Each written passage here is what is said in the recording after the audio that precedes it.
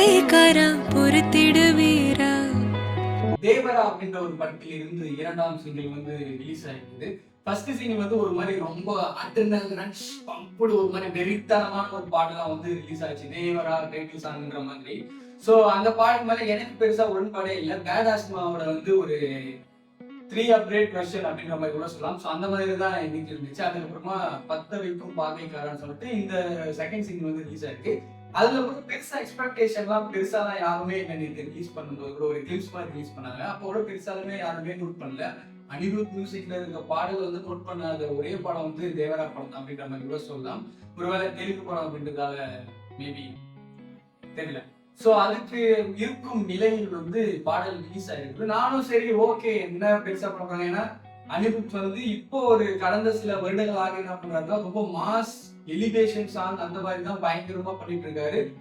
கொஞ்சம் பாடல்கள் தான் வந்து மெலடியா பண்றாரு. அதுல ஒரு சில தான் பெஸ்டாவே இருக்கு அப்படின்ற மாதிரி கூட நம்ம சொல்லலாம். இப்போ இந்தியன் படத்துல இருக்க பாடலாம் நம்ம அனிருத்தே போட்டு கலாச்சி தள்ளிட்டோம் அப்படின்ற மாதிரி கூட சொல்லலாம்.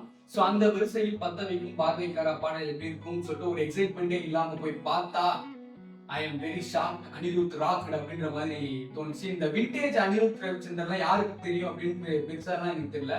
எனக்கு இந்த பாடல் கேட்கும்போது லிட்டரலா வந்து விண்டேஜ் அனிருத் இஸ் பேக் அப்படின்ற மாதிரி கூட ஒரு டேக்லைன் சொல்லலாம் அப்படின்ற மாதிரி எனக்கு ஒரு ஐடியா வந்து கிடைச்ச நேரம் எல்லாம் கட்டிக்கிட்டு இருக்கணும். ஸோ உண்மையாக ஒரு மாதிரி பயங்கரமா சூப்பரா இருந்த ஒரு melody song, female melody song அப்படின்ற மாதிரி சொல்லலாம்.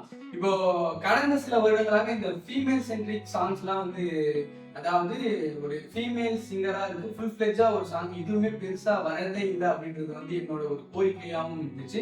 அதை வந்து ஒரு ஃபுல்ஃபில் படிச்சு ஒரு அடுத்த ஒரு 4 வருஷத்துக்காவது இந்த பாடல் நிற்கும் அப்படின்னு சொல்லிட்டு எனக்கு தோணுது அப்படின்ற மாதிரி சொல்லலாம். உண்மையாலே செம்ம பாட்டு, உண்மையிலே ஒரு மாதிரி சூப்பரா எனக்கு அந்த லிட்டரலா வந்து இந்த டானு அந்த அப்ப இருந்து அனிருத்தா இருக்கட்டும். அதுக்கப்புறம் வந்து இந்த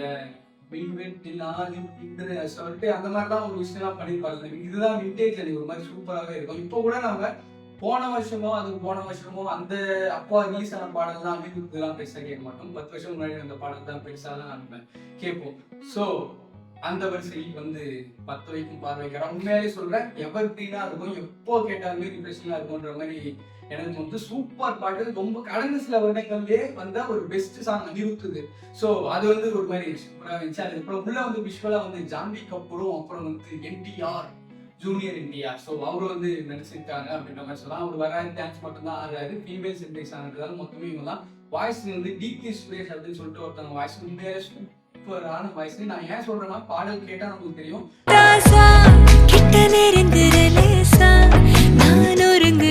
மியூசிக்கா பயங்கரமா ஹோல்ட் பண்ணுது. சிங்கிங்கும் அவங்களோட வாய்ஸும் நம்ம வந்து ஒரு மாதிரி வாட் இஸ் திஸ் அப்படின்ற மாதிரி ஒரு விஷயம் எனக்கு தோணுது. ஏன்னா நம்ம எனக்கு பெருசாவே எக்ஸ்பெக்டேஷனே இல்லாம போய் பார்த்ததால அந்த ஃபீல் அப்படின்ற மாதிரி கூட சொல்லலாம். உள்ள விஷுவலா வேற லெவல்ல இருந்துச்சு.